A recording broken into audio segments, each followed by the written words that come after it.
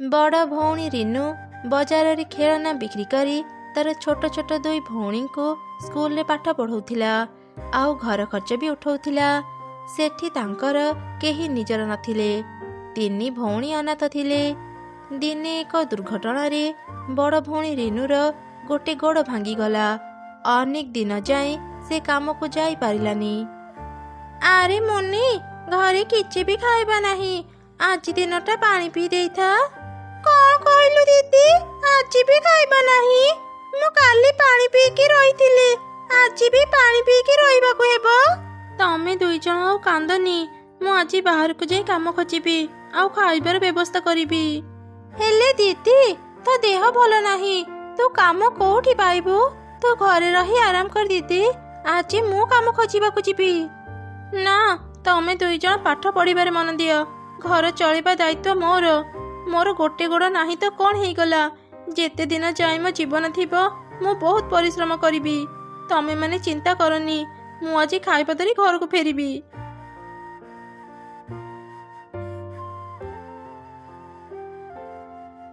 मांकड़ भाई, तुमर तो माटी खोला काम चलीची, मते किछि काम देई परिबो? मु बड़ विपद रे पड़ीची। तोर तो गोटे गोड़ नाही, तू कौन काम करि परिबू? जा जा, मो समय नष्ट करनी। आरे तमे माने देखुछ कौन, शीघ्र शीघ्र काम कर। से दिन रिनु चढ़ई काहा पाखरे भी काम पाइलानी। से मन दुखरे एक नदी कूले बसी कांदुथिला। सेही समय रे से रास्ता देई गोटे भालू एक जोड़ी माछ धरी जाउथिला। रिनु को कांदुथिबार देखि से ता पाखु गला। अरे रिनु, तू एठी एमिति बसी कांदुछु कोन पई? भालू अंकल, मो बहुत विपद रे पड़ीची। मो गोड़ भांगिला दिनरू मो काम को जाई पारिलिनी। घरे किछि खाइबा को नाही। मु आज मो दुई भौणी को कहि के आसीथिली, जेमिति भी हेउ आज घर को खाइबा नेबी। हेले मु आज कोठी भी काम पाइलिनी। एबे जानि पारुनी मु कोन करिबी। आज खाली हाथ रे मो घर को केमिति फेरिबी। ओ एई कथा। अच्छा हौ, मु आज तते गोटे काम देबी, तू कौन करि पारिबू? हाँ हाँ भालू अंकल, मते जहाँ भी काम देब मु सबू करि परिबी। तेबे ठीक अछि, चाल एबे बाजार को जिबा। आज तुमर किछि माछ बाजार रे बिक्री करि दे, ता बदल रे मु तते किछि टंका देबी। एई रहिला माछ, मु गोटे काम सारी कि किछि समय परे फेरिबी। तू से भितरे एठी बसी माछ बिक्री करूथा। भालू अंकल को पाई मु आज काम पाइले। एबे मो मन दे काम करिबी। माछ नियंतु, माछ ताजा ताजा माछ, गोटे केजी मात्र 200 टंका। किछि समय परे भालू फेरी देखिला रिनु तार सब माछ बिक्री करि देइची। ए सब देखि तो से खूब खुशी हे गला। वाह रिनु, तू तो आज मोर सब माछ बिक्री करि देलु।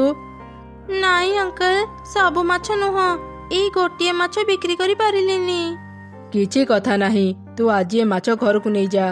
तीनी भौणी मिसी ए माछ खाइब। एई ने तो परिश्रमर टंका। बहुत बहुत धन्यवाद भालू अंकल। आज ये टंका रे मु किछि चाउल किनी घर को जिबी। एते दिन परे आमे तीनी भौणी भात खाइ परिबू। तापरे रिनु किछि सौदा किनी घर को गला। रिनु हाथ रे सौदा आउ माछ देखि तार दुई भौणी खूब खुशी हे गले आउ रोसई कले। तांको रोसई सरिछि कि नाही, एक बुढ़ी चढ़ई तांको घर को आसिला। रिनु बाहरे बसिथिला। से रिनु को देखि कहिला, आरे झिया, मु 2 दिन हेलाणी किछि खाइनी, भारी दुर्बल लागिलाणी। मते किछि खाइबाकू देई पारिबु मा? भोकर कष्ट मु जाने बुढ़ी मा। आज आम घरे भात रोसई हेइची, एइठी बस, मु तम पई खाइबा नहीं आसुची। एई नियो बुढ़ी मा, पेट पूरा खाइबा खाओ। आरे झिया, खराब भाबिबुनी, तो पाखरे आउ किछि खाइबा अछि कि? मो पेट पुरिलानी, मते आउ टिके खाइबा दे। ठीक अछि बुढ़ी मा, मु एबे आनी देउची।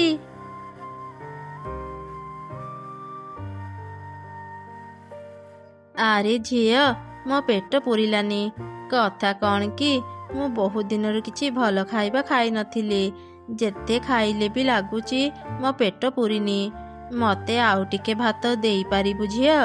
ଠିକ୍ ଅଛି ବୁଢ଼ୀମା, ମୁଁ ଏବେ ଆଣିଦେଉଛି। ଆରେ କଣ, ବୁଢ଼ୀମାଙ୍କୁ ଖାଇବା ଦେଇ ଦେଇ ସବୁ ଭାତ ମାଛ ସରିଗଲା। ଏବେ ଆମେ ତିନି ଭଉଣୀ କଣ ଖାଇବୁ? ଆମ କଥା ତ ଯାହା ହେଇଥାଉ, ବୁଢ଼ୀମା ଭାତ ମାଗୁଛନ୍ତି। ଏବେ ମୁଁ ତାଙ୍କୁ ଭାତ କେମିତି ଦେବି? କଣ ହେଲା କୁନି, ଖାଲି ହାତରେ ଆସିଲୁ ଯେ? ବୁଢ଼ୀମାଙ୍କୁ ଆଉ ଭାତ ଦେ। ଦିଦି, ଆଉ ଖାଇବା ନାହିଁ। ଏବେ ବୁଢ଼ୀମାଙ୍କୁ କଣ ଦେବା? କି ମଜା, କି ମଜା! ମୁଁ ଆଜି ଖାଇବି ମାଛ ଭଜା। ଦିଦି, ମୁଁ ଆସିଗଲି। ଦେ, ମତେ ମାଛ ଭାତ ଦେ, ମୁଁ ଖାଇବି। ମୁନି, ଆଉ ଖାଇବା ନାହିଁ। ତୁ ଆଜି ବି ଭାତ ଖାଇପାରିବୁନି। କଣ ହେଲା? ମୁଁ ଟିକେ ଖେଳିବାକୁ ଗଲି ବୋଲି ତମେ ଦୁଇ ଜଣ ସବୁ ମାଛ ଭାତ ଖାଇଦେଲ। ମୋ ପାଇଁ ଗୋଟେ ବି ରଖିଲନି? ନାଇଁ ରେ ମୁନି, ଆମେ କିଛି ଖାଇନୁ। ଆମ ଘରକୁ ଜଣେ ବୁଢ଼ୀମା ଆସିଛନ୍ତି, ତାଙ୍କୁ ଖାଇବା ଦେଇ ଦେଇ ସବୁ ସରିଗଲା। ମୁଁ କେତେ ଆଶା କରିଥିଲି ଆଜି ମାଛ ଭାତ ଖାଇବି। ମୁଁ ଆଜି ପାଣି ପିଇକି ରହିପାରିବିନି। ଏ ବୁଢ଼ୀ, ଦେ ମତେ ମୋ ମାଛ ଦେ। ତୁ ମୋ ମାଛ କାହିଁକି ଖାଇଲୁ? ମୁନି, ବୁଢ଼ୀମାଙ୍କ ସହ ଏପରି ଖରାପ ବ୍ୟବହାର କାହିଁକି କରୁଛୁ? ବୁଢ଼ୀମା, ମୋ ଭଉଣୀ ଏବେ ସାନ, ତା କଥାକୁ ଧରିବେନି। ତା ପାଇଁ ଆମେ ତମକୁ କ୍ଷମା ମାଗୁଛୁ। ଆମ ଘରେ ଆଉ ଖାଇବା ନାହିଁ, ଆମେ ତମକୁ ଆଉ କିଛି ବି ଦେଇପାରିବୁନି। ଆରେ ନା ନା, ମୁଁ ଏ ଛୋଟ ଛୁଆଟି ଉପରେ ଜମା ବି ରାଗିନି। ବରଂ ତମମାନଙ୍କର ଉଦାରତା ଦେଖି ମୁଁ ଅନେକ ଖୁସି। ମୁଁ ତମ ମାଛ ଖାଇଛି। ରୁହ, ମୁଁ ଏବେ ସେ ମାଛ ଫେରଉଛି। ଏ କଣ ବୁଢ଼ୀମା, ତୁମେ କଣ ଯାଦୁ ଶିଖିଛ? ଏତେ ବଡ଼ ମାଛ ତୁମେ କେମିତି ଆଣିଲ? ମୁଁ ମାଛ କେମିତି ଆଣିଲି ତା ଜାଣି କିଛି ଲାଭ ନାହିଁ। ଶୁଣ, ଏ ମାଛ ନେଇ ନିଜ ପୋଖରୀରେ ଛାଡ଼ିଦିଅ। ପରଦିନଠୁ ହିଁ ତମେମାନେ ଅନେକ ମାଛ ପାଇବ, ଆଉ ସବୁଦିନ ମାଛ ଭଜା କରି ଖାଇପାରିବ। ଆମର ପୋଖରୀ ନାହିଁ ବୁଢ଼ୀମା। ଗୋଟେ ଘରେ ଆମେ ଶୋଉଛୁ, ଆଉ ଗୋଟେ ଘରେ ଆମେ ରୋଷେଇ କରୁ। ଏଇ ଦୁଇ ଘର ଛଡ଼ା ଆମ ପାଖରେ ଆଉ କିଛି ବି ନାହିଁ। ଆଚ୍ଛା ଆଚ୍ଛା, ସେଇ ରୋଷେଇ ଘରେ ହିଁ ତମେମାନେ ମାଛ ଚାଷ କରିବ। ଏଇ କୋଦାଳ ନିଅ, ରାତିରେ ଏଇ କୋଦାଳ ଆଉ ମାଛ ନେଇ ନିଜ ରୋଷେଇ ଘରେ ରଖିଦେବ। ସକାଳେ ତମେମାନେ ଚମତ୍କାର ଦେଖିବ। ଆଚ୍ଛା ହଉ, ଏବେ ମୁଁ ଯାଉଛି।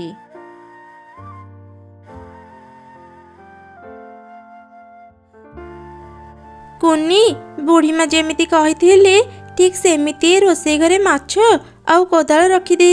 ଦେଖିବା ସକାଳେ କଣ ହେଉଛି। ଠିକ୍ ଅଛି ଦିଦି।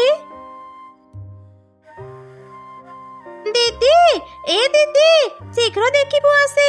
ରୋଷେଇ ଘରକୁ ଶୀଘ୍ର ଆସ ଦିଦି। ହେ ଭଗବାନ, ଏ କି ଚମତ୍କାର! ଆରେ କଣ ହେଲା? ତୁ ଏମିତି ପାଟି କରୁଛୁ କଣ ପାଇଁ? ଏ କଣ, ଆମ ରୋଷେଇ ଘରେ ଏତେ ବଡ଼ ପୋଖରୀ, କେତେ ମାଛ ଏଇ ପୋଖରୀରେ ଖେଳୁଛନ୍ତି। ବୁଢ଼ୀମା ତାହେଲେ ଏଇ ଚମତ୍କାର କଥା କହୁଥିଲେ। ଯା ତ କୁନି, ଶୀଘ୍ର ମୋ ଜାଲ ନେଇ ଆସିବୁ। ମୁଁ ଆଗ ଦୁଇଟା ମାଛ ଧରି ରୋଷେଇ କରି। ମୁନି କାଲି ମାଛ ନ ଖାଇପାରି ବହୁତ କାନ୍ଦୁଥିଲା, ତା ପାଇଁ ଆଗ ମାଛ ଭଜା କରିଦେବା। ଆଚ୍ଛା ଠିକ୍ ଅଛି ଦିଦି, ତୁ ବ୍ୟସ୍ତ ହେନି। ଆଜି ମୁଁ ମାଛ ଧରି ରୋଷେଇ କରିଦେଉଛି। ଓହୋ, କେତେ ଦିନ ପରେ ଯାଇ ମାଛ ଖାଇପାରୁଛି। କି ମଜା ଲାଗୁଛି। ଦିଦି, ଦେ, ମତେ ଆଉ ଗୋଟେ ମାଛ ଭଜା ଦେ। ହଁ ହଁ, ଆଜି ତୋ ପାଇଁ ସବୁ ମାଛ ହେଇଛି, ତୁ ପେଟ ପୁରା ଖା। ଯାହା ହେଉ ଦିଦି, ବୁଢ଼ୀମାଙ୍କ ଆଶୀର୍ବାଦ ଯୋଗୁଁ ଆମର ଆଉ ଖାଇବାର ଚିନ୍ତା ରହିଲାନି। ଆମ ପୋଖରୀରେ ତ ବହୁତ ମାଛ ଅଛି। ଏତେ ମାଛ ଆମେ କଣ କରିବା ଦିଦି? ମୁଁ ଭାବୁଛି ମୁଁ କିଛି ମାଛ ନେଇ ବଜାରରେ ବିକ୍ରି କରିବି। ଯାହା ବି ଟଙ୍କା ମିଳିବ, ଘର ଖର୍ଚ୍ଚ ବି ଉଠିବ, ତା ସହ ଆମର ଏ ଭଙ୍ଗା ଘରକୁ ମରାମତି ବି କରିପାରିବା। ହଁ ହଁ, ତୁ ଭଲ କଥା ଭାବିଛୁ। ସକାଳେ ମୁଁ ତତେ ମାଛ ଧରିବାରେ ସାହାଯ୍ୟ କରିଦେବି, ଆଉ ବଜାରରେ ମାଛ ଝୋଡ଼ି ପହଞ୍ଚେଇଦେବି। ତୁ ସେଠି ବସି ମାଛ ବିକ୍ରି କରିବୁ। ପରଦିନ ସକାଳେ ଦୁଇ ଭଉଣୀ ମିଶି ମାଛ ଧରିଲେ। ତାପରେ ସେମାନେ ସେସବୁ ନେଇ ବଜାରରେ ବିକ୍ରି କଲେ। ମାଛ ନିଅନ୍ତୁ ମାଛ, ଆସନ୍ତୁ ଆସନ୍ତୁ, ମୋ ପାଖରୁ ମାଛ ନେଇଯାଆନ୍ତୁ। ଗୋଟେ କେଜି ମାତ୍ର 100 ଟଙ୍କା।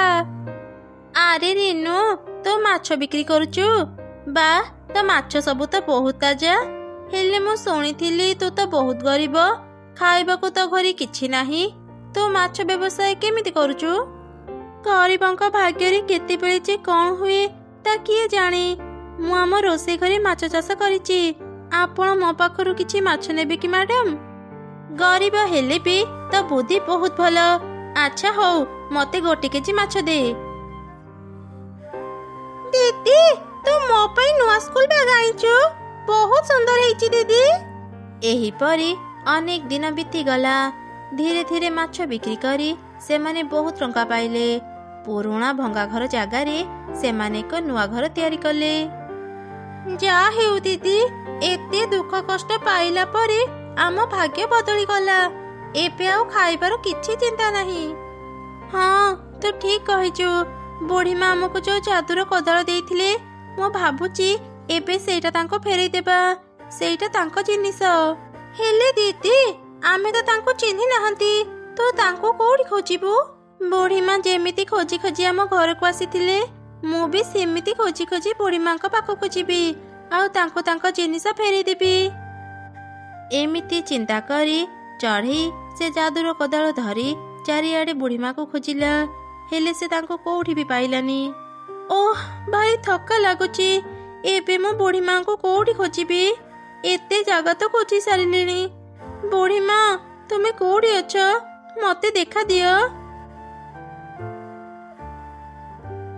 ବୁଢ଼ୀମା, ତୁମେ ଆସିଗଲ, ହେଲେ ତୁମେ କେମିତି ଆସିଲ?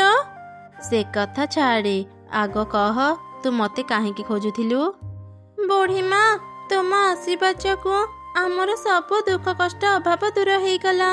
ମୁଁ ତମକୁ ତମ ଯାଦୁର କୋଦାଳ ଫେରିବାକୁ ଆସିଥିଲି। ଏଇ ନିଅ, ଆମ ଭଳି ଗରିବଙ୍କୁ ପାଇଲେ ତାଙ୍କୁ ଏଇ ଯାଦୁର କୋଦାଳ ଦେଇ ସାହାଯ୍ୟ କରିବ। ଆରେ ଝିଅ, ତୋର ଏଇ ସରଳତା ଦେଖି ମୁଁ ତୋ ଉପରେ ବହୁତ ଖୁସି। ଯା, ମୁଁ ତତେ ଆଶୀର୍ବାଦ କରୁଛି, ତୋ ପୋଖରୀର ମାଛ କେବେ ବି ସରିବନି। ଏମିତି କହି ବୁଢ଼ୀ ଚଢ଼େଇ ସେଠାରୁ ଚାଲିଗଲା। ରିନୁ ଚଢ଼େଇ ବି ଖୁସି ଖୁସି ନିଜ ଘରକୁ ଫେରି ଆସିଲା। ପ୍ରତିଦିନ ସେ ମାଛ ବିକ୍ରି କରି ତା 2 ଭଉଣୀଙ୍କ ସହ ଖୁସିରେ ରହିଲା। ବସନ୍ତପୁର ନାମକ ଏକ ସୁନ୍ଦର ଗ୍ରାମ ଥିଲା। ଗାଁର ଶେଷ ମୁଣ୍ଡରେ ଏକ ବଡ଼ ନଦୀ ଥିଲା। ସେଇ ନଦୀଠୁ କିଛି ଦୂରରେ ଏକ ଛୋଟ ଜଙ୍ଗଲ ଥିଲା। ସେ ଜଙ୍ଗଲରେ ବହୁତ ଗୁଡ଼ିଏ ପକ୍ଷୀ ରହୁଥିଲେ। କାଉ ସେ ଜଙ୍ଗଲରେ ଏକ ମାଛ ଦୋକାନ ଦେଇଥିଲା। ସେଠି ଆଉ କାହାର ବି ମାଛ ଦୋକାନ ନଥିବାରୁ ସମସ୍ତେ କାଉ ପାଖରୁ ହିଁ ମାଛ କିଣୁଥିଲେ। ଏମିତି ଗୋଟେ ଦିନ, ଆରେ କାଉ, କେମିତି ଅଛୁ? ତୋ ବେପାର ତ ବହୁତ ଭଲ ଚାଲିଛି। ହଁ ହଁ, ଭଲ ଚାଲିବନି କେମିତି? ମୁଁ ତମମାନଙ୍କ ପାଇଁ କେତେ କଷ୍ଟ କରି ତାଜା ମାଛ ଆଣି ବିକ୍ରି କରୁଛି। ହଁ କାଉ, ସେଥିପାଇଁ ତ ଆମେ ସବୁ ପକ୍ଷୀ ତୋ ପାଖରୁ ହିଁ ମାଛ କିଣୁଛୁ। ମୋ ପୁଅ ତ ମାଛ ଖାଇବାକୁ ବହୁତ ଭଲ ପାଏ। ମତେ 2ଟା ମାଛ ଦେ। ତାପରେ କାଉ ସେ ଚଢ଼େଇକୁ ମାଛ ଦେଲା। ତା ବଦଳରେ ଚଢ଼େଇ କାଉକୁ କିଛି ଚାଉଳ ଦାନା ଦେଲା ଆଉ ତାର ମାଛ ଧରି ସେଠାରୁ ଚାଲିଗଲା। ଏମିତି କାଉର ମାଛ ବେପାର ବହୁତ ଭଲ ଚାଲିଥିଲା। କିଛି ଦିନ ଭିତରେ କାଉ ମନରେ ଆହୁରି ଲୋଭ ଆସିଲା। ଦିନେ ସେ ମନରେ ଚିନ୍ତା କଲା, ଏ ଜଙ୍ଗଲରେ କେବଳ ମୋର ହିଁ ମାଛ ଦୋକାନ ଅଛି। ନଦୀ ଏଠାରୁ ବହୁତ ଦୂର, କେହି ବି ନଦୀକୁ ଯାଇ ମାଛ ଆଣିପାରିବେନି।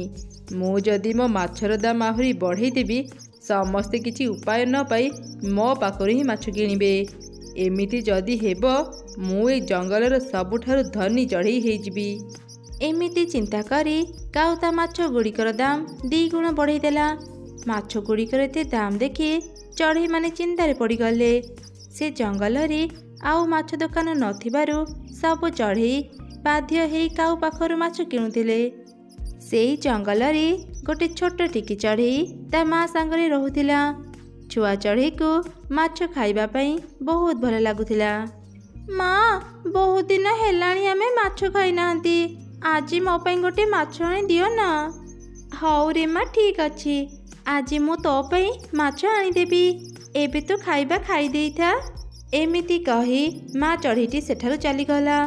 ରାସ୍ତାରେ ସେ ଚିନ୍ତା କଲା, ଆମ ଜଙ୍ଗଲରେ ମାଛ ବିକୁଥିବା କାଉ ଚାଉଳ ଦାନା ନେଲେ ଯାଇ ମାଛ ଦିଏ। ମାଛ କିଣିବା ପାଇଁ ମୋ ପାଖରେ ଏତେ ଚାଉଳ ଦାନା ନାହିଁ। ମୋ ଛୁଆ ପାଇଁ ମୁଁ ଏବେ ମାଛ କେମିତି ନେବି? ଆରେ ହଁ, ନଦୀ ପାଖରେ ରହୁଥିବା ବଗ ମୋର ବହୁତ ଭଲ ସାଙ୍ଗ।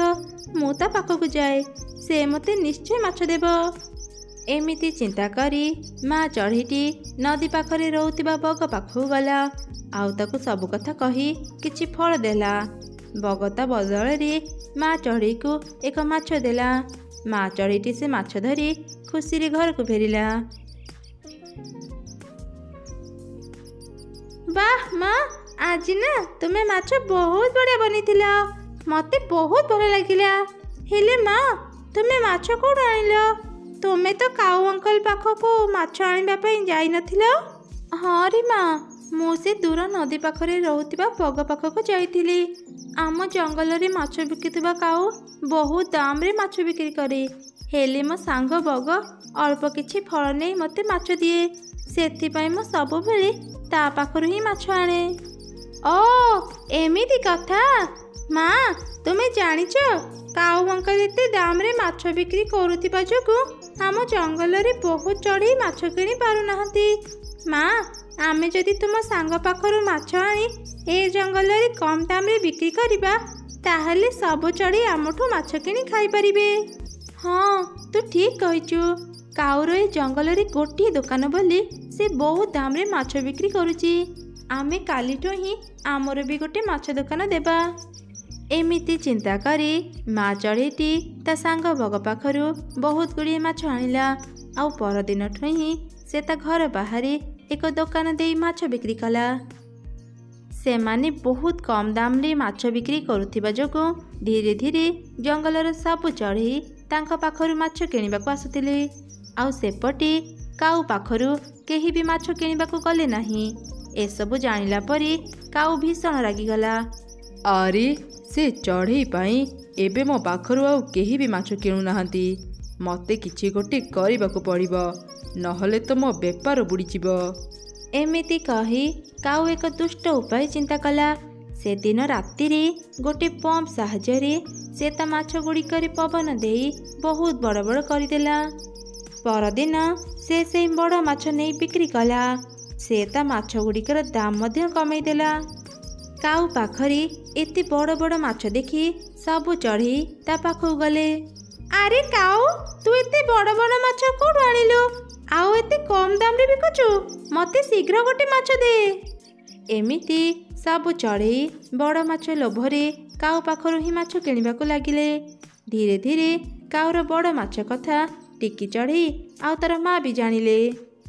ସେପଟେ ଚଢ଼େଇମାନେ ମାଛ ଗୁଡ଼ିକୁ ଘରକୁ ନେଇ କାଟିଲା ବେଳେ ମାଛ ଗୁଡ଼ିକ ସାନ ହେଇଯାଉଥିଲା।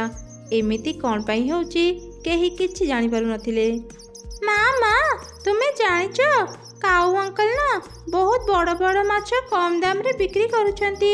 ହେଲେ ମା, ନଦୀରେ ତ ଏତେ ବଡ଼ ମାଛ ନାହିଁ। କାଉ ଅଙ୍କଲ ଏତେ ବଡ଼ ମାଛ ଆଣୁଛନ୍ତି କୋଉଠୁ? ସେ କଥା ତ ମୁଁ ବି ବୁଝିପାରୁନି। କାଉ ଏତେ ବଡ଼ ମାଛ ଆଣୁଛି କୋଉଠୁ? ଆଜି ମୁଁ କାଉ ପାଖକୁ ଯିବି, ଆଉ ତାକୁ ଏ ବିଷୟରେ ପଚାରିବି। ଏମିତି କହି ମା ଚଢ଼େଇ କାଉର ଘରକୁ ଗଲା। ସେ ଝରକା ପଟୁ ଦେଖିଲା କାଉ ତା ମାଛ ଗୁଡ଼ିକରେ ପମ୍ପ ଦ୍ୱାରା ପବନ ଦେଇ ବଡ଼ କରୁଛି। ଆରେ, ଏ କାଉ ତ ଭୁଲ କାମ କରି ମାଛ ବିକ୍ରି କରୁଛି। ମୁଁ ଏବେ ହିଁ ଏକଥା ପକ୍ଷୀରାଜାଙ୍କୁ କହିବି। ଏମିତି ଚିନ୍ତା କରି ମା ଚଢ଼େଇ ଜଙ୍ଗଲର ସବୁ ଚଢ଼େଇ ଆଉ ରାଜା ଚିଲକୁ ବି ଏକଥା କହିଦେଲା। ସମସ୍ତେ କାଉର ଘରକୁ ଗଲେ। ସେମାନେ କାଉକୁ ତା ମାଛ ଗୁଡ଼ିକରେ ପମ୍ପ ଦ୍ୱାରା ପବନ ଦେଇ ବଡ଼ କରୁଥିବାର ଦେଖିଲେ। କାଉ ସମସ୍ତଙ୍କୁ ତା ଘରେ ଦେଖି ଖୁବ୍ ଡରିଗଲା। କିଏ ରେ କାଉ, ଡରିଗଲୁ? ତୁ କ'ଣ ଭାବିଥିଲୁ ତୁ ଏଭଳି ଭୁଲ କାମ କରିଚାଲିବୁ ଆଉ ଆମେ ଜାଣିପାରିବୁନି? ତୋ ମନରେ ଏତେ ଲୋଭ ଥିଲା? ତୋ ଭଳି ଗୋଟେ ଅସାଧୁ ମାଛବାଲା ଆମର ଏଇ ଜଙ୍ଗଲରେ ରହିପାରିବନି। ତୁ ଶୀଘ୍ର ଏଇ ଜଙ୍ଗଲ ଛାଡ଼ି ଚାଲିଯା। ଏମିତି ସବୁ ଚଢ଼େଇ ମିଶି ସେ ଲୋଭୀ କାଉକୁ ତାଙ୍କ ଜଙ୍ଗଲରୁ ବାହାର କରିଦେଲେ। ଜଙ୍ଗଲର କିଛି ଚଢ଼େଇ ନଦୀ ଭିତରକୁ ଯାଇ ମାଛ ଧରୁଥିଲେ। ସେଇ ଜଙ୍ଗଲରେ କୁନି ଆଉ ମୁନି ନାମରେ ଦୁଇ ଚଢ଼େଇ ଭଉଣୀ ତାଙ୍କ ମା ସହ ରହୁଥିଲେ। କିଛି ଦିନ ଧରି ମା ଚଢ଼େଇର ଦେହ ଅସୁସ୍ଥ ଥିବାରୁ ସେ ବିଛଣାରୁ ଉଠି ପାରୁନଥିଲା, ଯାହା ଫଳରେ ବଡ଼ ଝିଅ କୁନି ନଦୀରୁ ମାଛ ଧରି ବଜାରରେ ନେଇ ବିକ୍ରି କରୁଥିଲା। ସେ ସମସ୍ତଙ୍କ ପାଇଁ ଖାଇବା ଆଉ ତା ମା ପାଇଁ ଔଷଧ ବି ଆଣୁଥିଲା। ଏମିତି ଦିନେ ଆଜି ସକାଳୁ ଏତେ ଚେଷ୍ଟା କରୁଛି ହେଲେ ଗୋଟେ ବି ମାଛ ଧରି ପାରୁନି। ଏବେ କ'ଣ ଯେ କରିବି? କିରେ କୁନି, ଆଜି ତୁ ଘରକୁ ଯିବୁନି କି? ତୁ ଆଜି କେତେ ମାଛ ଧରିଲୁ? କାଉ ଅଙ୍କଲ, ମୁଁ ଆଜି ଗୋଟେ ବି ମାଛ ଧରି ପାରିଲିନି। ଆରେ କୁନି, ତୋ ଜାଲ କେତେ ଛିଡ଼ି ଯାଇଛି ଦେଖେ। ଏ ଛିଡ଼ା ଜାଲରେ ତୁ ମାଛ ଧରିବୁ କେମିତି? ଯା, ଆଗ ଏକ ନୂଆ ଜାଲ କିଣି ଆଣିବୁ, ତାପରେ ଯାଇ ତୁ ମାଛ ଧରି ପାରିବୁ। ଆରେ ଆରେ, ମୁଁ ତ ଭୁଲି ଯାଇଥିଲି, ତୋ ପାଖରେ ତ ଖାଇବା ପାଇଁ ଟଙ୍କା ନାହିଁ, ତୁ ଜାଲ କେମିତି କିଣିବୁ? ଏମିତି କହି କାଉ ସେଠାରୁ ଚାଲିଗଲା। କୁନି ମନ ଦୁଃଖରେ ନିଜ ଘରକୁ ଫେରି ଆସିଲା। ଦିଦି, ତୁ ଖାଲି ହାତରେ ଫେରିଲୁ ଯେ? ମୁନି, ଆଜି ମୁଁ ଗୋଟେ ବି ମାଛ ଧରି ପାରିଲିନି। ଦିଦି, ଆଜି ଘରେ କିଛି ବି ଖାଇବା ନାହିଁ, ମାର ଔଷଧ ବି ସରି ଆସିଲାଣି, ଏବେ କ'ଣ ହେବ? ତୁ ଚିନ୍ତା କରନି, ମୁଁ ଆଉ ଥରେ ମାଛ ଧରିବା ପାଇଁ ଚେଷ୍ଟା କରେ। ତାପରେ କୁନି ପୁଣି ଥରେ ମାଛ ଧରିବା ପାଇଁ ନଦୀକୁ ଗଲା। ମୁନି ତା ମା ପାଖକୁ ଗଲା। ମା ମୁନି, କୁନି ଆସିଥିଲା ନା? ସେ ପୁଣି କୁଆଡ଼େ ଚାଲିଗଲା? ମା, ଦିଦି ଆଜି ଗୋଟେ ବି ମାଛ ଧରି ପାରିଲାନି, ସେଥିପାଇଁ ସେ ପୁଣି ଥରେ ମାଛ ଧରିବା ପାଇଁ ନଦୀକୁ ଯାଇଛି। ହେ ଭଗବାନ, ମୋ ଦୁଇ ଝିଅଙ୍କୁ କାହିଁକି ଏତେ କଷ୍ଟ ଦେଉଛ? ଆଜି ମୋର ଏମିତି ଅବସ୍ଥା ପାଇଁ ମୋ ଦୁଇ ଝିଅ କେତେ କଷ୍ଟ କରୁଛନ୍ତି। ମା ମା କାନ୍ଦନି, ଦେଖିବ ଦିନେ ଦିନେ ସବୁ କିଛି ଠିକ ହେଇଯିବ। ଆଜି ମୁଁ ମାଛ ଧରି ନ ପାରିଲେ ଆମେ ସମସ୍ତେ ଉପାସରେ ରହିବୁ। ହେ ଭଗବାନ, ଆଜି ମୁଁ ଗୋଟେ ହେଲେ ମାଛ ଧରିପାରେ। ଏମିତି ଚିନ୍ତା କରି କୁନି ପୁଣି ଥରେ ନଦୀ ଭିତରକୁ ଜାଲ ଫିଙ୍ଗିଲା। ହଠାତ୍ ଜାଲରେ ଏକ ବଡ଼ ଚିଙ୍ଗୁଡ଼ି ପଡ଼ିଲା। ଆରେ କ'ଣ ଏତେ ବଡ଼ ଚିଙ୍ଗୁଡ଼ି ମାଛ? ମୁଁ ମୋ ଜୀବନରେ ଏତେ ବଡ଼ ଚିଙ୍ଗୁଡ଼ି ମାଛ ଦେଖିନି। ଏବେ ମୁଁ ଏ ଚିଙ୍ଗୁଡ଼ି ମାଛକୁ ନେଇ ବଜାରରେ ବିକ୍ରି କରିବି। ଏତେ ବଡ଼ ଚିଙ୍ଗୁଡ଼ିର ଭଲ ଦାମ ପାଇବି। ନା ନା ଚଢ଼େଇ, ମତେ ବିକ୍ରି କରନି, ମତେ ଛାଡ଼ିଦେ, ଦୟାକରି ମତେ ଛାଡ଼ିଦେ। ଏ କ'ଣ, ଏ ଚିଙ୍ଗୁଡ଼ି କ'ଣ କଥା କହୁଛି? ହଁ ଚଢ଼େଇ, ମୁଁ କଥା କହିପାରି। ଘରେ ମୋର ଛୋଟ ଛୋଟ ଦୁଇଟି ଛୁଆ ଅଛନ୍ତି, ମୁଁ ଘରକୁ ନଗଲେ ସେମାନେ ମରିଯିବେ। ଦୟାକରି ମତେ ଛାଡ଼ିଦେ, ମତେ ଛାଡ଼ିଦେଲେ ତୋର ଉପକାର ହେବ। କେତେ ଦିନ ହେଇଗଲାଣି ମୋ ଜାଲରେ ଗୋଟେ ବି ମାଛ ପଡୁନାହାନ୍ତି। ତତେ ଛାଡ଼ିଦେଲେ ଆମେ ଖାଇବୁ କ'ଣ? ମୋ ମାର ଦେହ ଅସୁସ୍ଥ, ଔଷଧ କିଣିବା ପାଇଁ ବି ମୋ ପାଖରେ ଟଙ୍କା ନାହିଁ। ବୁଝିଲି, ତୋର ବହୁତ କଷ୍ଟ, ତୁ ଚିନ୍ତା କରନି, କାଲି ସୁଦ୍ଧା ତୋର ସବୁ ସମସ୍ୟା ଦୂର ହେଇଯିବ। ମୋ ଉପରେ ବିଶ୍ୱାସ ରଖ। ଚିଙ୍ଗୁଡ଼ିର ଏପରି କଥା ଶୁଣି କୁନି ତାକୁ ଛାଡ଼ିଦେଲା। ତାପରେ ସେ ଘରକୁ ଫେରି ଆସିଲା। ସେ ତାର ସାନ ଭଉଣୀକୁ ସବୁ ଘଟଣା କହିଲା। ସେଦିନ ରାତିରେ ପ୍ରବଳ ବର୍ଷା ହେଲା। ବର୍ଷା ସହ ଚଢ଼େଇର ଘର ବାହାରେ ଚିଙ୍ଗୁଡ଼ି ବି ପଡ଼ୁଥିଲା। ସକାଳ ହେଲା ପରେ କୁନି ଘରୁ ବାହାରି ଦେଖିଲା ସେଠି ଅନେକ ଗୁଡ଼ିଏ ଚିଙ୍ଗୁଡ଼ି ପଡ଼ିଛି। ଆରେ କ'ଣ, ଆମ ଘର ବାହାରେ ଏତେ ଗୁଡ଼ିଏ ଚିଙ୍ଗୁଡ଼ି କୋଉଠୁ ଆସିଲା? ଯିଏ ବି ଦେଉ ଦିଦି, ଆଜି ତତେ ଆଉ କଷ୍ଟ କରି ମାଛ ଧରିବାକୁ ପଡ଼ିବନି। ତୁ ଶୀଘ୍ର ଯା ଦିଦି, ଏସବୁ ଚିଙ୍ଗୁଡ଼ି ନେଇ ବଜାରରେ ବିକ୍ରି କରିବୁ। ଘରେ ସବୁ ଖାଇବା ସରିଯାଇଛି, ଆଉ କିଛି ବି ନାହିଁ। ତାପରେ କୁନି ସବୁ ଚିଙ୍ଗୁଡ଼ି ଧରି ବଜାରକୁ ଗଲା। ସେଦିନ ତାର ସବୁ ଚିଙ୍ଗୁଡ଼ି ବିକ୍ରି ହେଇଗଲା। ସେ କିଛି ସଉଦା ଆଉ ତା ମା ପାଇଁ ଔଷଧ କିଣି ଘରକୁ ଫେରିଲା। ପ୍ରତିଦିନ ରାତିରେ ତାଙ୍କ ଘର ବାହାରେ ଚିଙ୍ଗୁଡ଼ି ବର୍ଷା ହେଉଥିଲା। ସକାଳେ କୁନି ସେସବୁ ନେଇ ବଜାରରେ ବିକ୍ରି କରୁଥିଲା। ପ୍ରତିଦିନ କାଉ ତାକୁ ଦେଖୁଥିଲା। ଆରେ, ଏ ଚଢ଼େଇର ତ ଜାଲ ଛିଡ଼ି ଯାଇଥିଲା। ଛିଡ଼ା ଜାଲରେ ଏତେ ସାରା ଚିଙ୍ଗୁଡ଼ି ମାଛ ସେ ଧରୁଛି କେମିତି?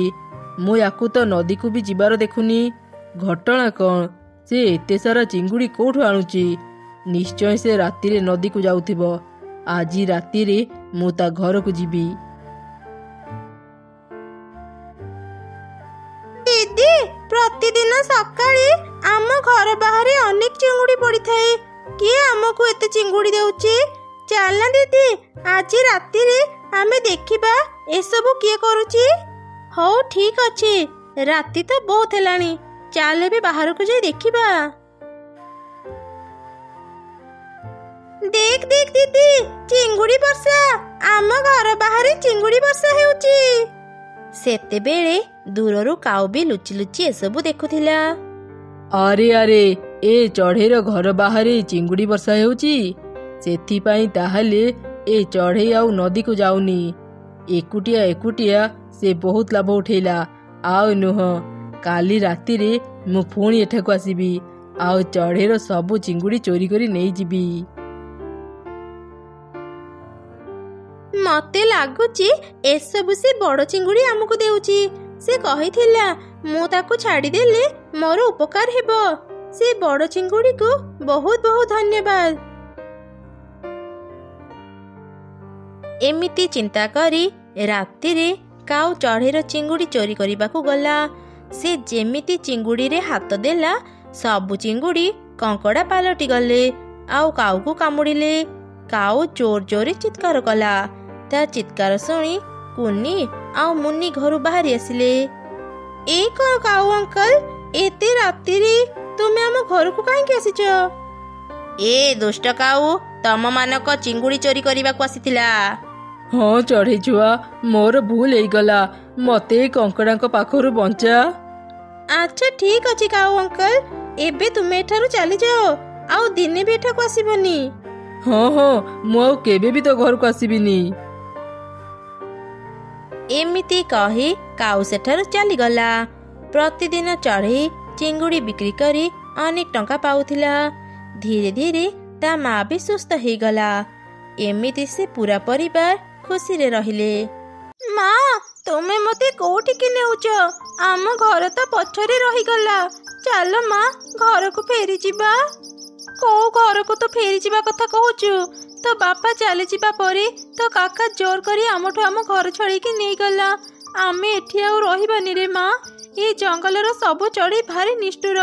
मो स्वामी जेतेबेले बंची थिले से समस्तको सहाय्य करुथिले। हेले आज आम विपद समय रे आमको केही भी सहाय्य कले नहीं। चल माँ आज ही आमे पाख जंगल को जिबा आ सेठी रहिबा। ठीक अछि माँ तुमे जोठी के जिबा मु भी तम संगरे जिबी।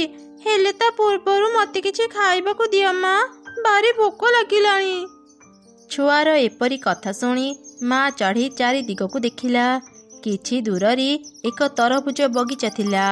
ता देखि माँ चढ़ीटी कहिला कानी रे माँ एई तो आगरे गोटे तरभुज बगीचा अछि। मु एबे ही तो पई गोटे तरभुज आनी देउची। एते चिंतारे थिली जे मु तो कथा भूली जाईथिली। टिके अपेक्षा कर मु एबे तो पई तरभुज आनी देउची।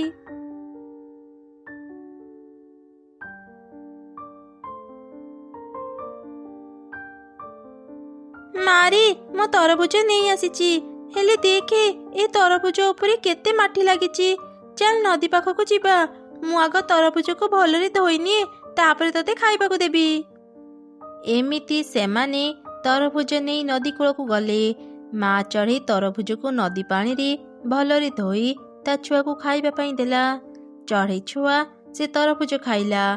माँ चढ़ी निज दुख कथा भाबी नदी कूल रे बसी अनेक कांदिला। हे भगवान मो छोट झील को धरी एते दूर को चली आसिले। एबे आमे कोठी के जीवो केमिति रहिबो मु किछि बुझी पारुनी।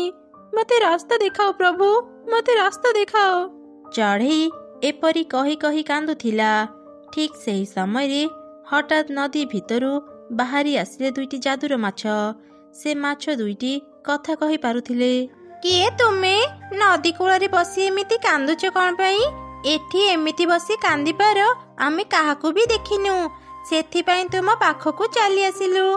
कुह तुमर कौन हेची? तुमे कौन आमको भय करुच? जमा भी भय करनी। आमे तमर किछि क्षति करिबुनी। आमे हेलु जादुर माछ। तुम समस्या आमको कुह आमे तुमको सहाय्य करि परिबु। एमिति सुनी चढ़ी से दुई माछंकु तार सब समस्या कथा कहिला। आहा सतरी तुमर बहुत दुख। हेले तुमे भी चिंता करनी। आमे तुम पाखकू चली आसीचु।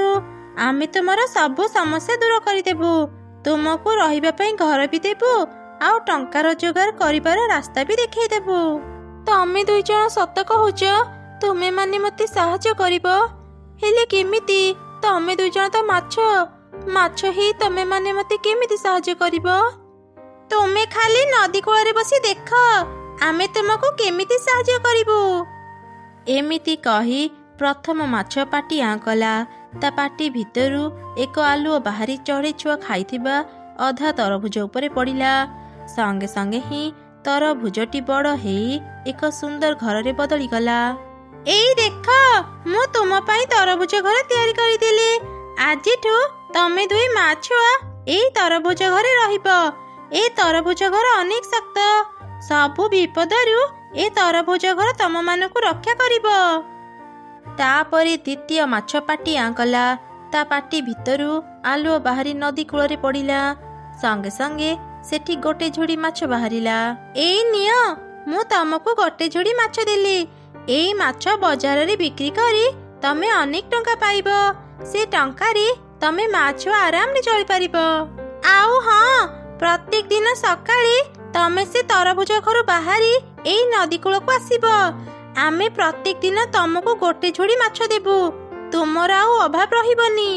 ସତରେ ତମ ଦୁଇ ଜଣଙ୍କୁ ମୁଁ କେମିତି ଧନ୍ୟବାଦ ଦେବି ଜାଣିପାରୁନି। ତମେ ମାନେ ନଥିଲେ ମୁଁ ବୋଧେ ମୋ ଝିଅକୁ ନେଇ ଭିକ ମାଗିଥାନ୍ତି। ଦୁଇ ଚାଦୁର ମାଛ, ତମମାନଙ୍କୁ ଅନେକ ଅନେକ ଧନ୍ୟବାଦ। ମା ଚଢ଼େଇର କଥା ଶୁଣି ଦୁଇ ମାଛ ଖୁସି ହେଇ ସେଠାରୁ ଚାଲିଗଲେ। ତାପରେ ମା ଚଢ଼େଇ ସେ ମାଛ ଝୁଡ଼ି ନେଇ ବଜାରକୁ ଗଲା ଆଉ ମାଛ ବିକ୍ରି କରି ଅନେକ ଟଙ୍କା ପାଇଲା। ଏମିତି ପ୍ରତ୍ୟେକ ଦିନ ମା ଚଢ଼େଇ ସକାଳୁ ସକାଳୁ ନଦୀ କୂଳକୁ ଯାଉଥିଲା।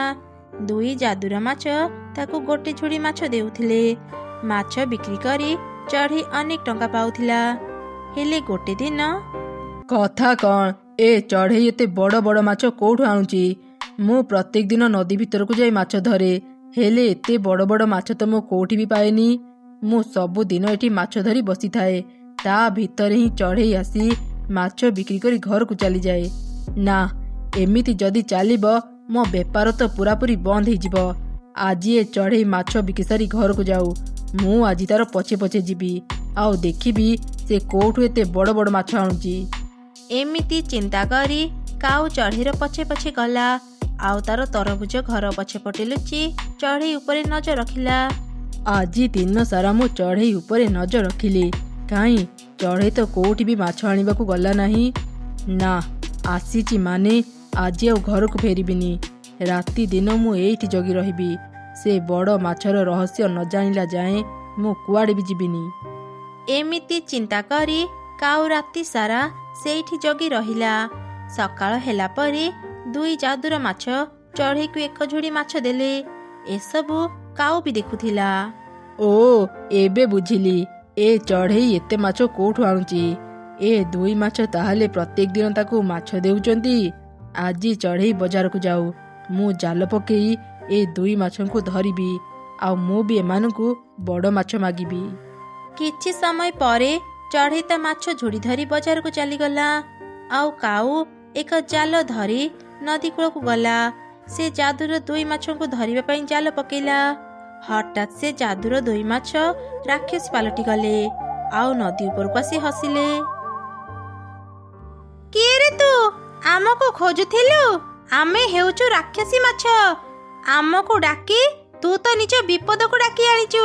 ଏ କ'ଣ, ଏବେ ତ ତମେ ମାନେ ଛୋଟ ଛୋଟ ମାଛ ଥିଲ, ଏବେ ଏମିତି ରାକ୍ଷସୀ ମାଛ କାହିଁକି ହେଲ? ଯିଏ ସରଳ ନିରୀହ ଥାଏ ଆମେ ତାକୁ ଭଲ ରୂପରେ ଦେଖାଦେଉ, ହେଲେ ଯିଏ ଲୋଭୀ ସ୍ୱାର୍ଥପର ଆମେ ତାକୁ ଏଇ ରୂପରେ ଦେଖାଦେଉ। ଆମେ ତ ବିଷୟରେ ଭଲ ଭାବରେ ଜାଣିଛୁ ତୁ ବହୁତ ଲୋଭୀ। ପଚା ବାସି ମାଛକୁ ତୁ ଭଲ ମାଛ କହି ସମସ୍ତଙ୍କୁ ବିକ୍ରି କରୁ। ତୋ ଭଳି ଏକ ଅସତ୍ ଠକ ବ୍ୟବସାୟୀକୁ ଧରିବା ପାଇଁ ଆମେ ସୁଯୋଗ ଖୋଜୁଥିଲୁ। ଆଜି ଆମକୁ ସେ ସୁଯୋଗ ମିଳିଗଲା। ଏବେ ଆମେ ତତେ ନେଇଯିବୁ। କାଉକୁ ଆଉ କିଛି କହିବାର ସୁଯୋଗ ନ ଦେଇ ଦୁଇ ରାକ୍ଷସୀ ମାଛ ତାକୁ ଟାଣି ଟାଣି ନିଜ ସାଙ୍ଗରେ ପାଣି ଭିତରକୁ ନେଇ ମାରିଦେଲେ। ଏମିତି ସେ ଲୋଭୀ କାଉର ଅନ୍ତ ହେଲା। ସେପଟେ ମା ଚଢ଼େଇ ପ୍ରତ୍ୟେକ ଦିନ ମାଛ ଝୁଡ଼ି ବଜାରରେ ବିକ୍ରି କରି ଅନେକ ଖୁସିରେ ରହିଲା। ରାଜୁ ଆଉ ବିଜୁ ନାମରେ ଦୁଇ ଭାଇ ତାଙ୍କର ଏକ ଛୋଟ ପୋଖରୀରେ କିଛି ମାଛ ଚାଷ କରିଥିଲେ। ଭାଇ, ମାଛ ସବୁ ବଡ଼ ହେଇଗଲେଣି, ଏଇଟା ସେମାନଙ୍କୁ ବିକ୍ରି କରିବାର ସଠିକ ସମୟ। ହଁ, ତୁ ଠିକ କହିଲୁ। आमे आज ही माछ सबको भाग करी बाजार रे नी बिक्री करदेबा। माछ सब भाग करने जेतेबेले चिंता करिच शुणी नियो तुमे अधिक माछ आनिब। माछ मानकर अधिक जत्न मु नेइची। तमर से छोट भाईर स्त्री जम्मा किछि काम करेनी। मु जेतेबेले भी ताको कुहे माछ मानकु खाइबा देबा पई ओलटा से मते धमक देई कथा कुहे। कौन हैला से तो मुह ऊपर जवाब देउची। बड़ मानकु कौन से सम्मान करी जानिनी। बहुत हे गला एबे ही मु जाउची मो भाई सह ए विषय कथा हेबी। राजू ए राजू शीघ्र बाहर को आसे। आज ही आमे माछ भाग करी नेबा। ठीक अछि भाई चल आगो पोखरी रु माछ धरिबा।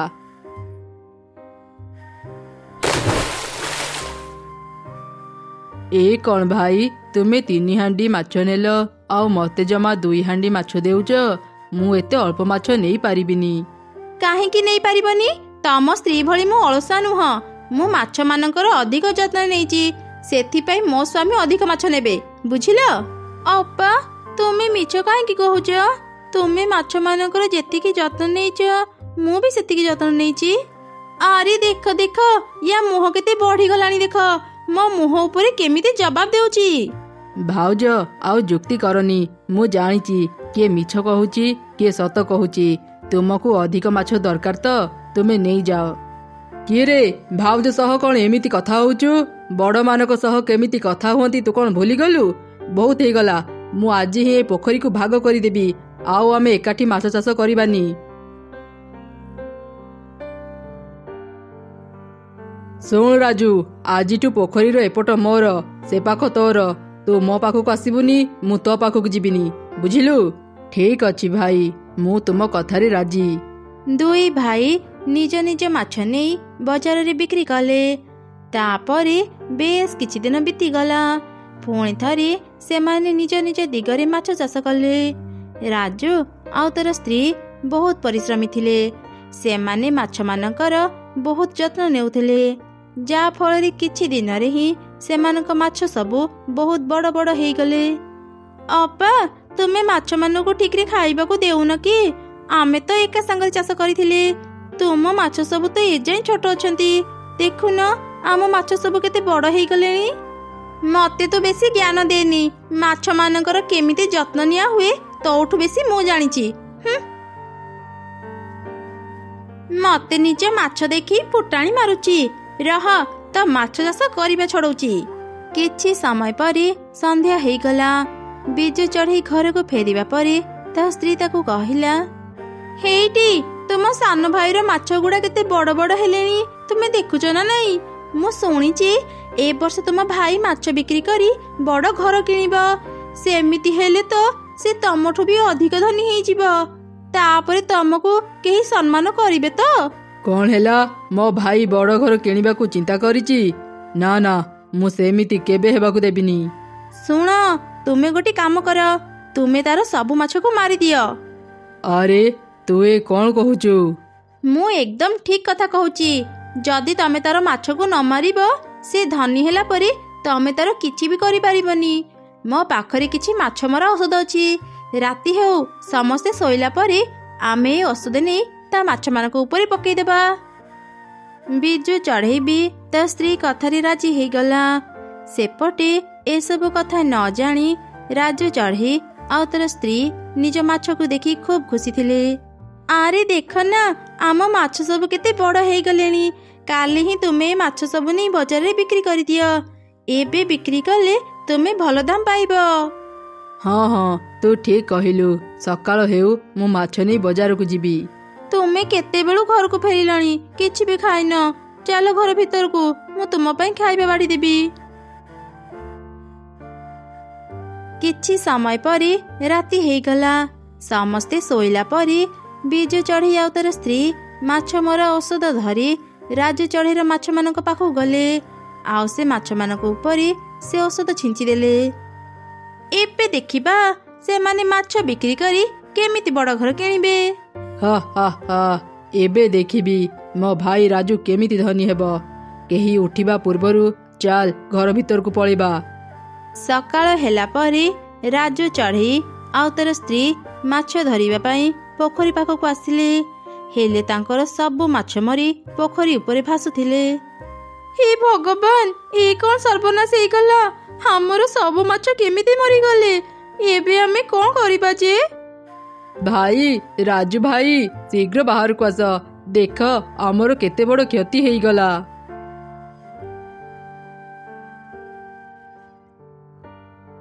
ଆରେ ଆରେ, ଏ କ'ଣ ହେଇଗଲା? ମୋ ମାଛ ସବୁ କେମିତି ମରିଗଲେ? ଭାଇର କ୍ଷତି କରିବାକୁ ଯାଇ ମୁଁ ନିଜର ହିଁ କ୍ଷତି କରିଦେଲି।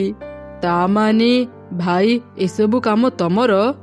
ହଁ ରେ ରାଜୁ, ତୋ ଭାଉଜ କଥାରେ ପଡ଼ି ମୁଁ ତ ମାଛମାନଙ୍କୁ ମାରିବା ପାଇଁ ତୋ ମାଛମାନଙ୍କ ପାଣିରେ ବିଷାକ୍ତ ଔଷଧ ମିଶେଇଥିଲି।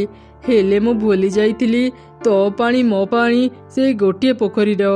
ମୁଁ ହିଂସାରେ ତୋର କ୍ଷତି କରିବାକୁ ଯାଇ ମୋ ନିଜର ହିଁ କ୍ଷତି କରିଦେଲି। ଭାଇ, ମୁଁ ତୁମକୁ ଆଗରୁ ବହୁତ ବୁଝେଇଛି, ଅନ୍ୟର କ୍ଷତି କଲେ ନିଜର ହିଁ କ୍ଷତି ହୁଏ। ରାଜୁ, ମୋତେ କ୍ଷମା କରିଦେ ଭାଇ, ମୁଁ ମୋ ଭୁଲର ଶାସ୍ତି ପାଇଗଲି।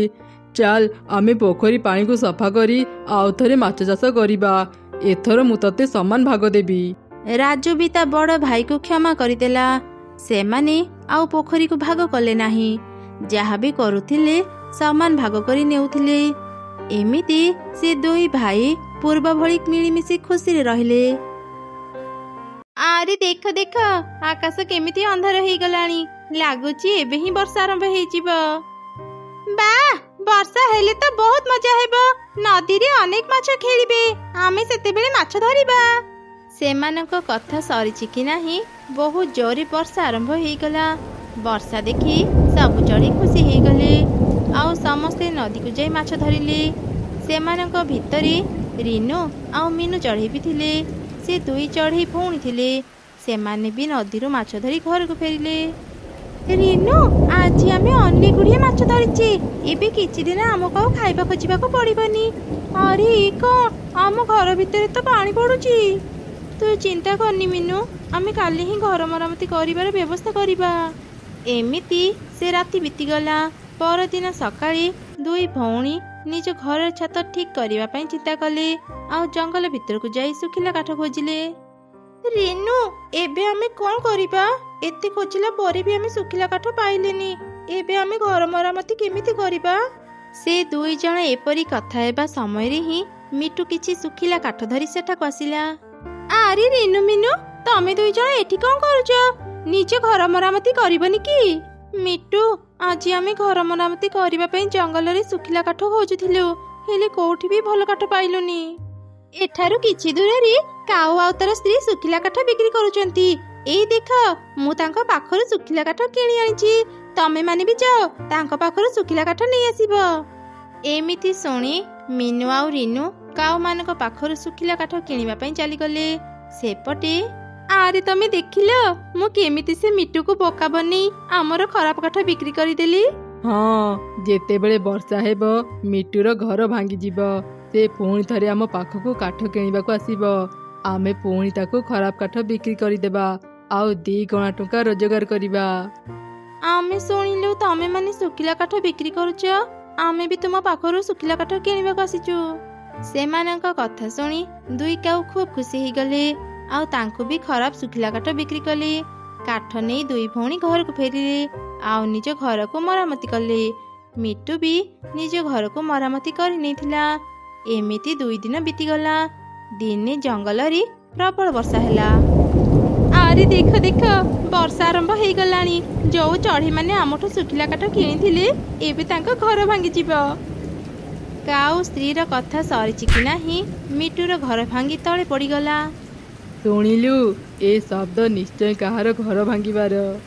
ହଁ ହଁ, ମୁଁ ଶୁଣିପାରିଲି। ଏବେ ସେମାନେ ପୁଣି ଆମ ପାଖରୁ ଆସି କାଠ କିଣିବେ। ଯାହା ହଉ, ଏ ବର୍ଷାରେ ସବୁ ଖରାପ କାଠ ବିକ୍ରି ହେଇଯିବ। ଏବେ ତ ମୁଁ ଆମ କାଠର ଦାମ ଆହୁରି ବଢ଼େଇଦେବି। ଦୁଷ୍ଟ କାଉମାନେ ମୋତେ ଖରାପ କାଠ ବିକ୍ରି କରିଥିଲେ, ତାଙ୍କ ପାଇଁ ମୋ ଘର ଭାଙ୍ଗିଗଲା। ଏବେ ମୁଁ କୋଉଠି ଆଶ୍ରୟ ନେବି? ଏମିତି ଚିନ୍ତା କରି ମିଟୁ ଆଶ୍ରୟ ପାଇଁ ଚଢ଼େଇଙ୍କ ଘରକୁ ଗଲା। ହେଲେ ସେ ଦେଖିଲା ରିନୁ ଆଉ ମିନୁ ବି ନିଜ ଭଙ୍ଗା ଘର ଉପରେ ବସି କାନ୍ଦୁଛନ୍ତି। ଏ ବର୍ଷାରେ ଆମ ସମସ୍ତଙ୍କ ଘର ଭାଙ୍ଗିଗଲା। ଏବେ ଆମେ କ'ଣ କରିବା? କୋଉଠି ଯାଇ ଆଶ୍ରୟ ନେବା? ସେ ଦୁଷ୍ଟ କାଉମାନେ ଆମକୁ ଖରାପ କାଠ ବିକ୍ରି କରିବା ଯୋଗୁଁ ଆମ ଘର ଭାଙ୍ଗିଗଲା। ସେମାନଙ୍କ ଘରକୁ ଦେଖ, ତାଙ୍କ ଘର ପୁରାପୁରି ଠିକ୍ ଅଛି। ଚାଲ ଆମେ ତାଙ୍କ ଘରକୁ ଯିବା ଆଉ ତାଙ୍କ ଘରେ ହିଁ ଆଶ୍ରୟ ନେବା। ତାପରେ ସେ 3 ଜଣ କାଉମାନଙ୍କ ଘରକୁ ଗଲେ ଆଉ ତାଙ୍କ ଘରର କବାଟ ବାଡ଼ିଲେ। ଆରେ ସେ 2 ଚଢ଼େଇ ଆଉ ମିଟୁ ଆମ ଘରକୁ ଆସିଛନ୍ତି। ଲାଗୁଛି ଏମାନଙ୍କର ଘର ଭାଙ୍ଗି ଯାଇଛି। ଚାଲ ଚାଲ ବାହାରକୁ ଯିବା। ଏମାନେ ବୋଧେ ପୁଣି କାଠ କିଣିବାକୁ ଆସିଛନ୍ତି। କ'ଣ ହେଲା ତମେମାନେ ଏଇ ସମୟରେ ଆମ ଘରକୁ ଆସିଲ? ତମ 2 ଜଣଙ୍କ ପାଇଁ ଆମେ ଏତେ ହଇରାଣ ହେଉଛୁ। ତମେମାନେ ଆମକୁ ଖରାପ କାଠ ବିକ୍ରି କରିଥିଲ, ସେଥିପାଇଁ ବର୍ଷାରେ ଆମ ଘର ଭାଙ୍ଗିଗଲା।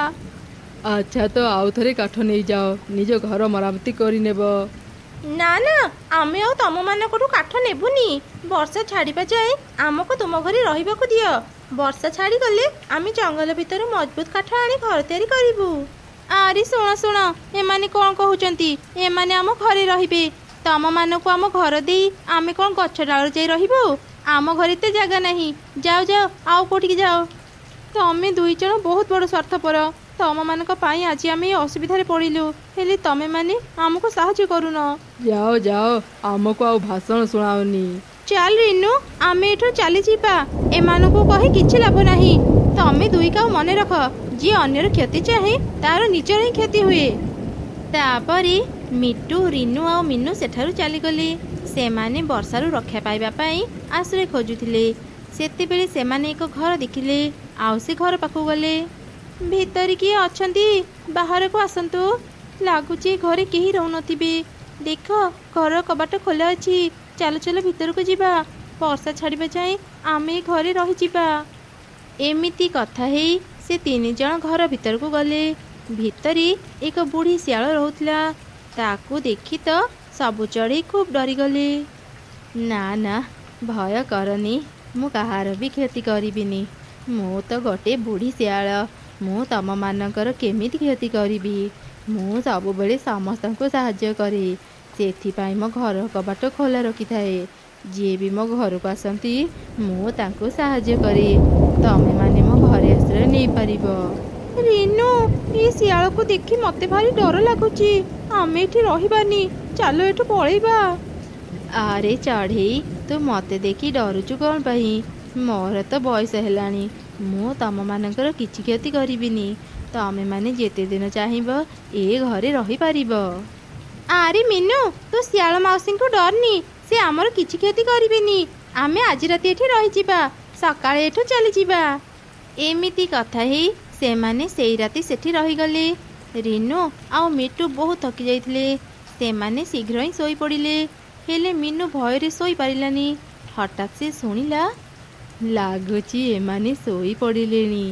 ଯାଏ ଏବେ ମୋ ଜାଲ ନେଇ ଆସେ। 3 ଜଣଙ୍କୁ ଏକା ସାଙ୍ଗରେ ଧରି ମାରିଦେବି। ତାପରେ ଏମାନଙ୍କ ମାଂସ ଫ୍ରିଜରେ ରଖି ଅଳ୍ପ ଅଳ୍ପ କରି ଖାଇବି।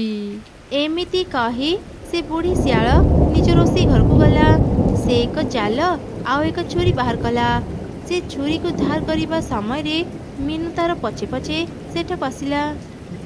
ବାବା, ଆଜି ଦିନଟା ମୋ ପାଇଁ କେତେ ଭଲ। ମୁଁ ବୁଢ଼ୀ ହେବାରୁ ଆଉ ଶିକାର କରିବାକୁ ଯାଇପାରୁନଥିଲି। ଏତେ ଦିନ ପରେ ମୋତେ ଅନେକ ଚଢ଼େଇ ଏକା ସାଙ୍ଗରେ ଖାଇବାକୁ ମିଳିଗଲା। ଏବେ ଆଉ କିଛି ଦିନ ମୋତେ ଖାଇବା ଖୋଜିବାକୁ ପଡ଼ିବନି। ରିନୁ, ମିଟୁ, ଶୀଘ୍ର ଉଠ, ନହେଲେ ସେ ଶିଆଳ ଆମକୁ ଖାଇଦେବ। ମିନୁର ପାଟି ଶୁଣି ରିନୁ ଆଉ ମିଟୁ ଉଠି ପଡ଼ିଲେ। ସେମାନେ ବି ଶିଆଳର କଥା ଶୁଣିଲେ। ଆମକୁ ମାରିବା ପାଇଁ ସେ ବୁଢ଼ୀ ଶିଆଳ ଏକ ଛୁରୀ ଧାର କରୁଛି। ଚାଲ ଶୀଘ୍ର ଏଠୁ ପଳେଇବା। ଏମିତି ସେ 3 ଜଣ ଶୀଘ୍ର ଶିଆଳ ଘରୁ ବାହାରି ଆସିଲେ। ଯେତେବେଳେ ଶିଆଳ ବାହାରକୁ ଆସିଲା, ସେ କାହାକୁ ବି ଦେଖିବାକୁ ପାଇଲାନି। ଆରେ ଏ କ'ଣ? ସେ ଚଢ଼େଇମାନେ ଏଠୁ ଚାଲିଗଲେ। ଏତେ ପାଖରେ ପାଇବି ମୁଁ ଚଢ଼େଇମାନଙ୍କୁ ମାରିପାରିଲିନି। ଏମିତି କହି ବୁଢ଼ୀ ଶିଆଳ ମନ ଦୁଃଖ କଲା। ସେପଟେ ରିନୁ, ମିନୁ ଆଉ ମିଟୁ ବହୁତ ଜୋର ଜୋରରେ ଉଡ଼ୁଥିଲେ। ହଠାତ୍ ରାସ୍ତାରେ ସେମାନେ ଏକ କଖାରୁ ଘର ଦେଖିଲେ। ସେ ଘର ପୁରାପୁରି ଖାଲି ଥିଲା। ବର୍ଷାରୁ ରକ୍ଷା ପାଇବା ପାଇଁ ସେ ଘରେ 3 ଜଣ ଆଶ୍ରୟ ନେଲେ। ସେପଟେ ବର୍ଷାରେ କାଉମାନଙ୍କ ଘର ବି ଭାଙ୍ଗିଗଲା। କାଉ ସ୍ତ୍ରୀର ଲାଞ୍ଜ ଘର ତଳେ ଚାପି ହେଇଗଲା। ଆରେ କିଛି କର, ମୋତେ ଏଠୁ ବାହାର କର, ନହେଲେ ମୋ ଲାଞ୍ଜ ଛିଡ଼ିଯିବ। ଏ ଜଙ୍ଗଲରେ ଆଉ କେହି ବି ନାହାନ୍ତି। ବର୍ଷାରୁ ରକ୍ଷା ପାଇବା ପାଇଁ ସମସ୍ତେ ସୁରକ୍ଷିତ ଜାଗାକୁ ଚାଲି ଯାଇଛନ୍ତି। ଆମକୁ କିଏ ସାହାଯ୍ୟ କରିବ? ତତେ ବାହାର କରିବାକୁ ହେଲେ ଏବେ ତ ଲାଞ୍ଜକୁ କାଟିବାକୁ ହିଁ ପଡ଼ିବ। ଏମିତି ସେ ଦୁଇ କାଉଙ୍କୁ ତାଙ୍କ ଭୁଲର ଶାସ୍ତି ମିଳିଗଲା। ସେପଟେ ବର୍ଷା ଛାଡ଼ିଲା ପରେ ରିନୁ, ମିନୁ ଆଉ ମିଟୁ ଜଙ୍ଗଲ ଭିତରୁ ମଜବୁତ କାଠ ଆଣି ଘର ତିଆରି କରି ରହିଲେ। ଗୋଟିଏ ଜଙ୍ଗଲରେ ଏକ ଅନାଥ ଚଢ଼େଇ ରହୁଥିଲା। ସେ ଚଢ଼େଇର ଏକ ଛୋଟ ଜମି ଥିଲା। ଚଢ଼େଇ ତା ଜମିରେ ଚାଷ କରି ପେଟ ପୋଷୁଥିଲା। ଆରେ ମରିଗଲି ରେ ମରିଗଲି। ଏ ଚମ୍ପା, ମୁଁ ପଡ଼ିଗଲି, ଆସ ମତେ ଟିକେ ଉଠା। ଏ ଝିଅଟା କ'ଣ କରୁଛି କେଜାଣି? ଏତେ ଡାକୁଛି ଆସୁନି, ଯାଇ ଦେଖେ। ଏମିତି କହି କାଉର ମା ଯେମିତି ତା ଝିଅ ପାଖକୁ ଗଲା, ସେ ଦେଖିଲା ତା ଝିଅ ଶୋଇଛି। ଆରେ ଏତେ ସମୟ ହେଲାଣି, ଏ ଝିଅଟା ଏଯାଏଁ ଶୋଇଛି। ଏ ବୁଢ଼ୀ ବୟସରେ ମୁଁ ଏତେ କାମ କରୁଛି, ମତେ ଟିକେ କାମରେ ସାହାଯ୍ୟ ନ କରି ଦିନ ସାରା ଶୋଇ ରହିଥିବ। ଚମ୍ପା, ଏ ଚମ୍ପା, ଶୀଘ୍ର ଉଠୁ, ଯା ନଦୀରୁ ପାଣି ଆଣିବୁ। ଓହୋ ମା, ସକାଳୁ ସକାଳୁ ମୋ କାନ ତଳେ ରଡ଼ି ଛାଡ଼ନି, ମତେ ଆଉ ଟିକେ ଶୋଇବାକୁ ଦିଅ। କ'ଣ କହିଲୁ? ମୁଁ ରଡ଼ି ଛାଡ଼ୁଛି?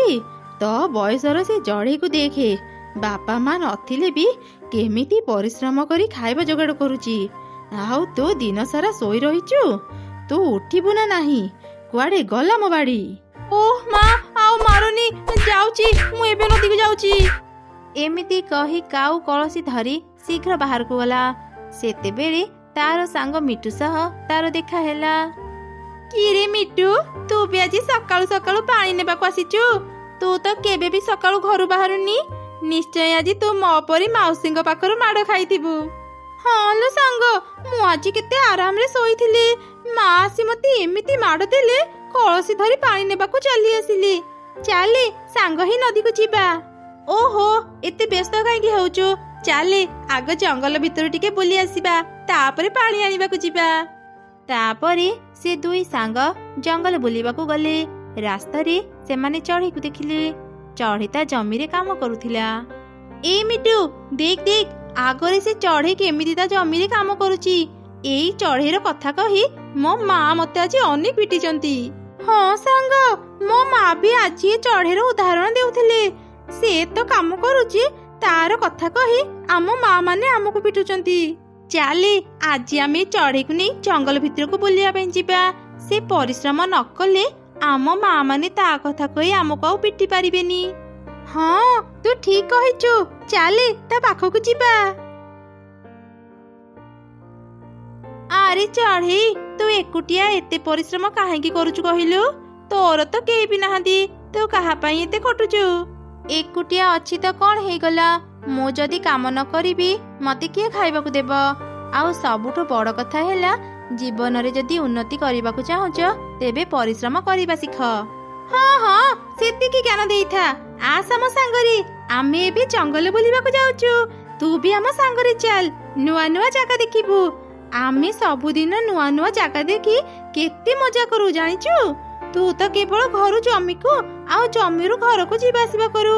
ଆମେ କରୁଥିବା ମଜା କଥା ତୁ କେମିତି ଜାଣିବୁ? ହଁ ସତରେ, ତମେ ମାନେ ଏତେ ମଜା କର।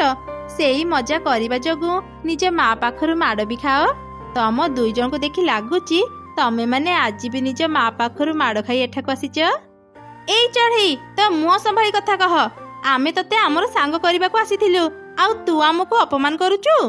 ତମ ପରି ଦୁଇ ଅଳୁଷଙ୍କ ସହ ମୁଁ କେବେ ସାଙ୍ଗ ହେବିନି। ପରିଶ୍ରମ ନ କରି ଏଣେ ତେଣେ ଘୁରି ବୁଲୁଥାଅ। ମତେ ବିରକ୍ତ ନ କରି ଏଠୁ ଚାଲିଯାଅ। ମୋର ଅନେକ କାମ ଅଛି। ମୋ ଟମାଟୋ ପାଚିଗଲାଣି, କାଲି ତୋଳି ବଜାରକୁ ଯିବି। ତମ ଦୁଇ ଜଣଙ୍କ ସହ କଥା ହେଇ ମୁଁ ସମୟ ନଷ୍ଟ କରିବାକୁ ଚାହୁଁନି। ତାପରେ ମିଟୁ ଆଉ କାଉ ସେଠାରୁ ଚାଲିଗଲେ। ଚଢ଼େଇ ବି ନିଜ କାମ ସାରି ଘରକୁ ଗଲା। ସେ ଚଢ଼େଇର କେତେ ସାହସ, ସେ ଆମକୁ ଅପମାନ ଦେଲା। ସେ ତା ଜମିରେ ଟମାଟୋ ଚାଷ କରିଛି ବୋଲି ତାର ଭାରି ଫୁଟାଣି। ତା ଜମିରେ ଯଦି ଟମାଟୋ ନ ରୁହନ୍ତା, ସେ ଚଢ଼େଇ ମନ ଦୁଃଖରେ କାନ୍ଦନ୍ତା। ହଁ, ତୁ ଠିକ କହିଲୁ ସାଙ୍ଗ। ସେ ଚଢ଼େଇ ଆମର ଅପମାନ କରିଥିଲା ନା, ଆମେ ତାର ପ୍ରତିଶୋଧ ନେବା। ଥରେ ଖାଲି ରାତି ହେଉ, ଆମେ ତ ଜମିର ସବୁ ଟମାଟୋକୁ ନଷ୍ଟ କରିଦେବା। ଏମିତି ସେ ଦୁଇ ଜଣ ଚଢ଼େଇର କେମିତି କ୍ଷତି କରିବେ ଯୋଜନା ବନେଇଲେ। ରାତି ହେବା ପରେ କାଉ ଆଉ ମିଟୁ ଚଢ଼େଇର ଜମିକୁ ଗଲେ, ଆଉ ତାର ସବୁ ଟମାଟୋ ଗଛ କାଟି ନଷ୍ଟ କରିଦେଲେ। ତାପରେ ସେମାନେ ନିଜ ଘରକୁ ଫେରିଗଲେ। ସକାଳେ ଚଢ଼େଇ ନିଜ ଜମିକୁ ଆସିଲା। ନିଜ ଜମିର ଅବସ୍ଥା ଦେଖି ତ ସେ ଅନେକ କାନ୍ଦିଲା। କିଏ ମୋର ଏତେ ବଡ଼ କ୍ଷତି କଲା? ମୋର ସବୁ ଟମାଟୋକୁ ନଷ୍ଟ କରିଦେଲା। ମୁଁ ଆଜି ଟମାଟୋ ନେଇ ବଜାରକୁ ଯାଇଥାନ୍ତି, ଏବେ ମୁଁ କ'ଣ କରିବି? ଚଢ଼େଇ କାନ୍ଦୁଥିବା ସମୟରେ କାଉ ଆଉ ମିଟୁ ତା ପାଖକୁ ଆସିଲେ। ଆରେ ଆରେ ଚଢ଼େଇ, ତୋ ଜମିରେ ଥିବା ସବୁ ଟମାଟୋକୁ କିଏ ନଷ୍ଟ କରିଦେଲା? ଆମେ ତ ତତେ ଆଗରୁ ବୁଝଉଥିଲୁ, ଏ ବେକାର କାମ ଛାଡ଼ି ଆମ ସାଙ୍ଗରେ ବୁଲିବାକୁ ଚାଲେ। ତୁ ଯଦି ଆମ ସହ ସାଙ୍ଗ ହେଇଥାନ୍ତୁ, ଆମେ ରାତିରେ ନ ସହିତ ଜମିକୁ ଜଗି ଦେଇଥାନ୍ତୁ। ଦେଖିଲୁ ତ ରାତିରେ କିଏ ଆସି ତ ଜମିର ଟମାଟୋକୁ ନଷ୍ଟ କରିଦେଇଗଲା। ହେଲେ ତୁ କିଛି ବି ଜାଣିପାରିଲୁନି। ମୋ ଟମାଟୋ ରାତିରେ ନଷ୍ଟ ହେଇଛି ଏକଥା ଏମାନେ କେମିତି ଜାଣିଲେ? ମୁଁ ତ ଏମାନଙ୍କୁ କିଛି ବି କହିନି। ଓ ବୁଝିଲି, ଏମାନେ ତାହେଲେ ମୋ ଟମାଟୋ ନଷ୍ଟ କରିଛନ୍ତି। ଭଲ ହେଲା, ମୋ ଟମାଟୋ ନଷ୍ଟ ହେଇଗଲା। ଆରେ ଆରେ ହଠାତ୍ ତୋର କ'ଣ ହେଲା? ତୁ ଏମିତି ପାଗିଳିଙ୍କ ପରି ହସୁଛୁ କାହିଁକି? କ'ଣ ଆଉ କହିବି ତମ ଦି ଜଣଙ୍କୁ? ମୁଁ କାଲି ରାତିରେ ଏକ ସ୍ୱପ୍ନ ଦେଖିଥିଲି। ଦେବୀ ମା ମୋ ସ୍ୱପ୍ନରେ ଆସି ମୋତେ କହିଲେ, ମୁଁ ଏ ବର୍ଷ ଟମାଟୋ ବିକ୍ରି କଲେ ଭଲ ଦାମ ପାଇବିନି। ଏ ସବୁ ଟମାଟୋକୁ ନଷ୍ଟ କରି ମୋତେ ଆଳୁ ଚାଷ କରିବାକୁ କହିଲେ। ମୁଁ ସକାଳୁ ସକାଳୁ ଟମାଟୋ ଗଛ କାଟିବାକୁ ହିଁ ଆସିଥିଲି, ହେଲେ ଏବେ ଦେଖୁଛି କିଏ ମୋ କାମକୁ ସହଜ କରିଦେଇଛି। ଆଚ୍ଛା ହଉ, ଏବେ ମୁଁ ଘରକୁ ଯାଏ, କାଲି ସକାଳୁ ଆଳୁ ମଞ୍ଜି ଧରି ଆସିବି। ଏମିତି କହି ଚଢ଼େଇ ସେଠାରୁ ଚାଲିଗଲା। ତା କଥା ଶୁଣି ତ କାଉ ଆଉ ମିଟୁ ଆଶ୍ଚର୍ଯ୍ୟ ହେଇଗଲେ। ଆରେ ସାଙ୍ଗ, ଆମେ କ'ଣ କଲେ? ଚଢ଼େଇର କ୍ଷତି କରୁ କରୁ ତାର ଲାଭ କରିଦେଲେ। ଯାହା ହେବାର ତ ହେଇଗଲା, ଆଉ ଭାବିକି ଲାଭ ନାହିଁ। ଚଢ଼େଇ କ'ଣ କହିଲା ତୁ ଶୁଣିଲୁନି? ସେ ଆଳୁ ଚାଷ କରିବ। ମୁଁ ଦେଖିବି ଚଢ଼େଇ କେମିତି ଆଳୁ ଚାଷ କରିବ। ହେଲେ ତୁ କ'ଣ କରିବାକୁ ଚାହୁଁଛୁ? ମୋ ପାଖରେ ଏକ ଉପାୟ ଅଛି, ଆସ ମୋ ସାଙ୍ଗରେ।